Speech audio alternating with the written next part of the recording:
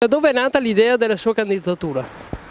È nata dal confronto con alcuni degli amici e colleghi sindaci di quest'area dove io sono candidato, sindaci che non sono legati a nessuna segreteria di partito e che vogliono avere a Roma un loro rappresentante che porti avanti quelle che sono le priorità per i nostri comuni. Mi metterò a lavoro per garantire ai miei concittadini la sicurezza, ma la sicurezza è quella che dipende dal vero senso e significato della parola, perché una cosa è parlare di sicurezza e una cosa è parlare di legittima difesa. Io dico che la legittima difesa è sempre legittima quando una persona ti entra in casa senza suonare il campanello, magari nelle ore notturne, e allora lì dobbiamo arrivare ad avere una legge che garantisca in toto il proprietario e chi è proprietario dell'abitazione. Una cosa è la sicurezza che dobbiamo demandarla alle nostre forme istituzionali, cioè